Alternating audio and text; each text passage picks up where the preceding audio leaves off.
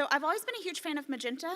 However, I am also a very big fan of Dr. Nation McKinley and shock treatment. So I have this ongoing conversation with my husband and with some of my friends about the connection between Rocky Horror and shock treatment. Because half of them say, oh, it's like a sequel. And then the other half are like, this is like an alternate universe. So I just want to hear it sort of from the source. How do you feel about the connection between what has happened between Rocky Horror and shock treatment? First of all, I don't think there's any connection at all, okay? I think they're two total different entities, except there's people called Brad and Janet in it. And then they cast such wonderful actors that I already knew. Then the point is, it went through so many things. Richard O'Brien wrote a script called The Old Queen, which I always loathed. I thought it was rather common, The Old Queen. And it was about Frank coming back to Denton and Janet being pregnant with his baby. And I thought, babies in Rocky Horror? Nappies? Reality? You don't think so? So I didn't like the idea of that at all. And that somehow that didn't work out, and it never happened, thank God. Anyway, so then suddenly out came this thing called shock treatment, and it's meant to be, Richard Hartley said he was out of his flat for 3 weeks, so Brian had nowhere to live. He went and stayed in there and came out with this, the music and a script. But then he was always, Rocky was being written while we were rehearsing. So this script, so the whole thing, it was so astonishing. It was Michael White who said, this isn't a prequel, this isn't an equal, it's a sequel. No, it's not a sequel, it's an equal, whatever he called it. It's all rubbish. They don't go together at all. That's, except it's Brad and Janet's story when they're married back in Denton, isn't it? Apart from that. So the point was, none of us knew what we were doing, what we were in. And I had to have Mike Ellenberg, the guy who used to run Rocky Horror in New York, Madman Mike, and to tell me that I actually wasn't a psychiatrist in that film. I was an actress. I said, no, I was a psychiatrist, Dr. Nation McKinley. He said, no, you were an actress, acting a psychiatrist. I said, oh, really?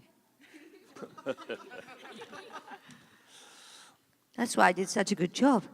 Okay. So the point was, that's very funny. So we're in a reality show, a game show. We're locked in. We live in it. The audience never go home. Blah, blah, blah, blah. We didn't understand it. And Barry Humphries in the dressing room said to me, Pat, he said, do you know what this is about? Barry bloody Humphries saying to me, do you know what it's about? And I said, no. Anyway, and, Noel Card says, just say the lines and don't bump into the furniture, and you'll be all right. But Barry Humphries couldn't do that. Don't work with comedians or stand-ups. They're crap, okay? Only actors. And so he got so overexcited before we went into the pink room where he said, I'm the Eine kleine Herren, that bit, whatever he says. And I'm standing there waiting to open the door for him. And he was getting himself so hyped up, Barry Humphries, the person. So he ran in to sing, I'm just the Eine kleine Herren. And he knocked over the whole set. And I thought, oh dear, amateurs, Sorry. That's my line in the film, actually, when they give her the drugs. Okay, that's right. Anyway, so then years later, when the Carey show came out, O'Brien phones me up and says, they stole my bloody plot. And there is James Carey, there he is, born in a soap. Well, we all understood that. It was so ahead of its time, shock treatment, and a bit of a mess to put together. I met the art director the other day. We did it at the BFI because they've just brought out the Blu-ray. So it was suddenly a big celebration. And people are now really getting it and loving it. I love it that they're getting it and that I'm getting it. And I know now, of course, I was an actress being a psychiatrist because Ruby Wax says that in the room. Oh, she looks, oh, actors, I think she says. That's enough of that, isn't it? Sorry. Thank you so Thank much, you. and thank you for proving my point right. Yeah, darling. Good for you. Yeah. She didn't ask why and one I'm for the not little in it. Why wasn't I in it? Well, she didn't notice. I mean, know, she like- didn't notice me. I mean, Brad was in it, though, but this Brad was not in it. I was only allowed one question. No, okay. You were making Megaforce. I was making Megaforce? Yes. No. I think it was because they offered Susan a certain amount of money to do it, and she didn't do it because they weren't paying her enough money. She was climbing up the ladder of success at the time, you know. So because they didn't get her, they didn't even come to me, you know. That's what I found out later. And for Rocky, it was the other way around. Really? Well, so you said. Hi, Odie. Yeah, next question, What's your please. name?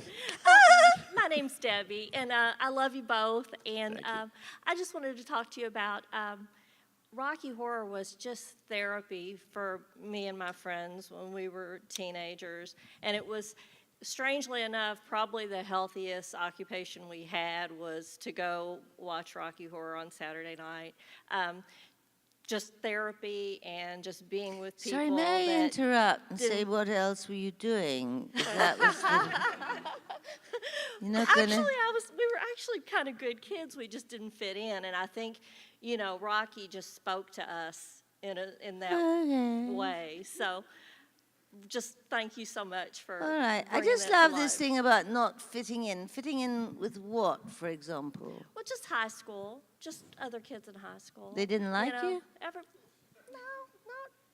I just. Like, just I guess I explain didn't that. like myself as much when I was young.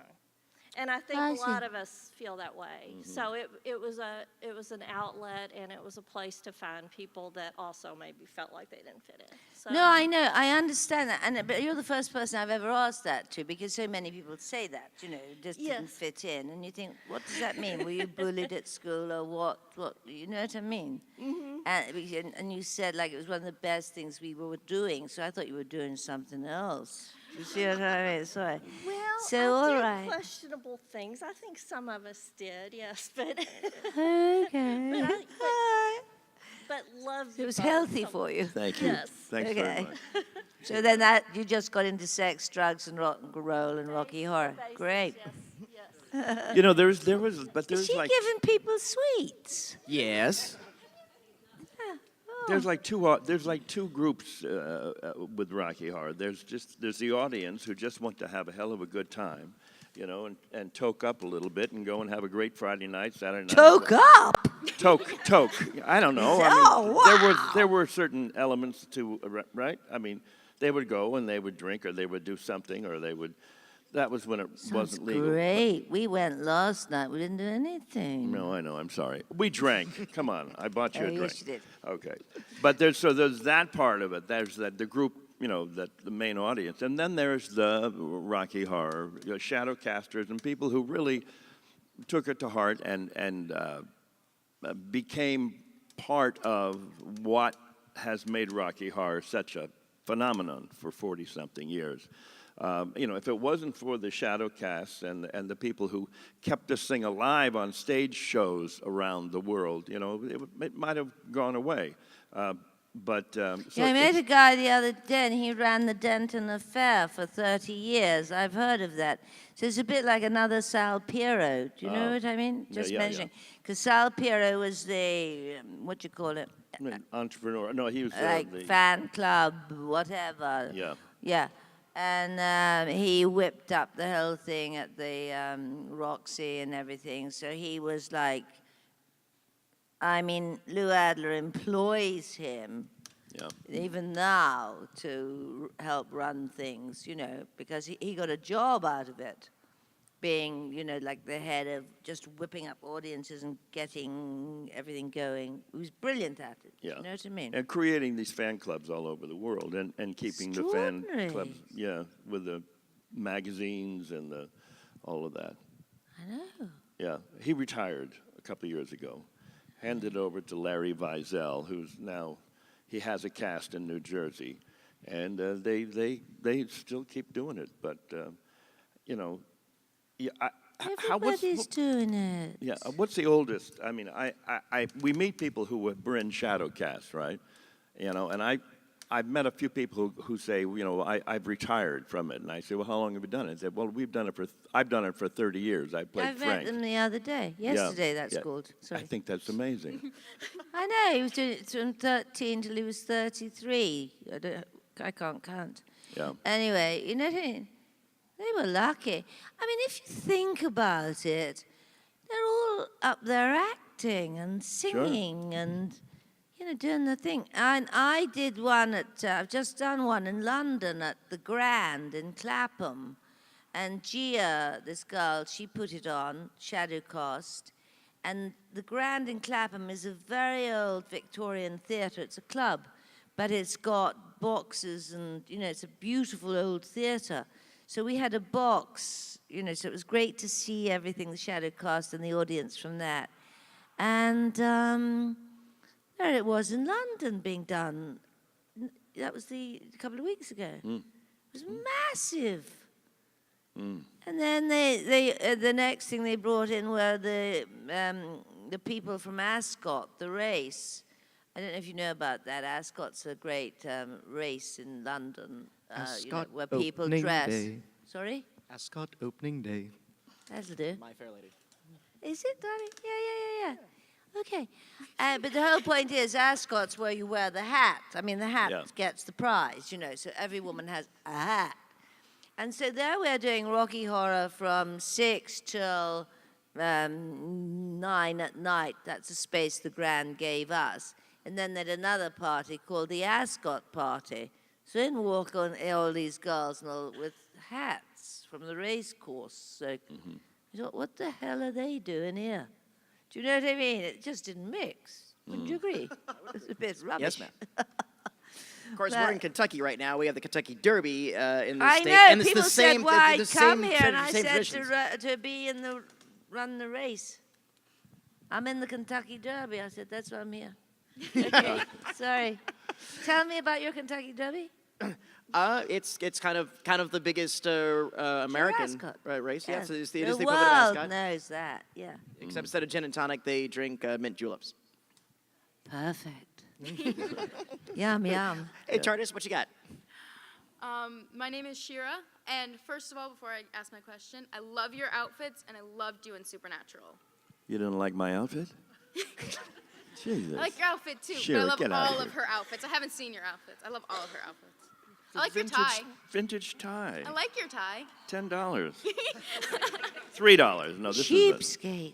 really. I'm sorry. Yes, But, isn't she's brilliant? Every time I see her, she's in something different and sparkly and wonderful and I love it. Glamorous. My cousin yesterday just said, like, I bet you want to be in that outfit. I'm like, yes. I want to be in that outfit. But my question is, what was your favorite scene or song to perform or in the movie? Once in a while, she don't want to call me. Speaking on the telephone. It was cut from the movie. You know, once in a And while. once in a while, she don't want to know me. It's you, isn't it? Once in a while, she don't want to call me. I suppose. It was brilliant, but they had to cut it because it was too long. It made the film, it came in the wrong place. and it's Total such a wrong place, pity. yeah. Can you talk about it? And also, Can it you was tell no us about it? good. Yeah. What? No, he sang it brilliantly. And then we did, Rocky Horror won 50 years of the best thing to come out of the Royal Court Theatre. We won, and Christopher Hampton, one of the top playwrights in England, shouted to me, "Pat, you've won!" The night before, and I said, "Won what?" He said, "Rocky Horror's won the best thing to come out of the court over every playwright, John Osborne, over Beckett, over everyone. We won." That was amazing. And people came in. Brian had the brilliant idea of having a Rocky Horror concert, just the songs linked together with a narrator. In no play, just the music. Brilliant. It's on Amazon. It's called, I've forgotten, but it's brilliant. You should get it. And You can see it on YouTube, actually. yeah, really? Yeah, And a boy who sang your song Right. was Richard Gately, who sadly committed suicide, this young boy. He was from, is it Westlife or one of those groups? Do none of you know who I'm talking about? No. No, it's English. Anyway, so this young boy was sitting next to me. There were lots of people there that I didn't know who they were. And he was sitting next to me, and he was saying he had a toothache and was going to have to go to the dentist. And I thought, who is that boy? You know, young kid. He got up to sing Once in a While, and I fell over. I did great. He was brilliant. Yeah. No, he was yeah. brilliant. He was a pop star, right? I mean, Yeah, big. Big pop They were star, talking yeah. about him the other night on the X Factor at home. Don't tell people I watched that. Oh. Anyway, and Yeah. he was. They were Westlife. They were the top Irish group. They still are. They're back. Anyway, and he did sadly commit suicide. But God, he gave he Yeah, he brought did. you back. Yeah, It's well, lovely. thank you. Yeah, I think we all wanted to just sing "I'm a Sweet Transvestite," you know, because we all wanted to be that part. I didn't. No. And I like singing all of the time, or all of it by myself. Yeah. Yes, indeed. Yes, indeed. Thank you very much for that. Thank you. Unfortunately, we are at time. I do apologize. Go on Oh, down no, the tables. quickly, No, he's got No, it. no, no. You got one more. So go ahead. You started the show. End the show. Give us a good one. We'll answer quick. Okay, sorry. Hi, I'm Remy. I run the Louisville Shadowcast and Livecast. My question is kind of on a greater cultural significance level. So, I mean, from the theater upstairs in the film to today, still being done 40-something years later on stage and in front of screens everywhere, Rocky Horror originally was one of the only safe spaces for LGBTQ individuals. And it took on a sort of identity as being a place where everyone could just be themselves. And now in this day and age where rights are being challenged and equality is a hot topic of discussion, what significance do you think Rocky Horror has taken on that maybe it was deliberately or not deliberately set out to take? Well, go on. Quickly in one word, as far as Richard Brown's concerned, there was no message, okay? When we were doing it on stage at the court, we were kicking our heels up. It was sex, drugs, and rock and roll.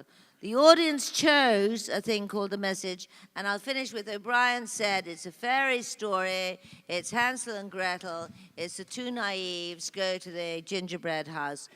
He's always said that. He didn't set out to give a message. That's his story, and he sticks by it. I personally went back and asked Sue Blaine, the designer, I said, were we giving people a message? She said, no. You know, so that's what you all chose. And that's great because, you know, a play was written, Patricia Quinn saved my life. Do you know how many people have come up to me and said, thanks for saving my life? And you think, what? Especially the 16-year-old lesbian from Essex. And she said, Miss Quinn, I'm 16 and a lesbian from Essex, and you saved my life. I said, I'm delighted. Sorry. You know, and I think the torch of this movie. There's a song there's a light over at the Frankenstein place in the beginning, and I always think that right now it's up to the fans and to you guys, you know, to keep that torch going, that light going forward, you know, and keep that message out there if that's the message that you think is important. And then at the same time, don't forget that it Very is deep sex, of drugs. you. It is. I know it's not like me at all. No, usually I'm There's sarcastic. a and light. I know, but that's true. I think, and thank you for keeping this thing going. I mean, by the way. honor. We've never done one of these things where a cast actually came up and sang the music. You know, That's wonderful. that was brilliant. All you guys were really great dancers, and Yeah. the choreography It turned me was on. original and interesting and lovely. And you know, I'd love to see you guys do this live sometime. Please do, you know, stay You at know. my house. It'll be fun. It'll be great. Okay. Yeah, and the other great thing was Barry like, Boswick and Patricia You Quinn, Thank you ladies all. and gentlemen. Thank you all.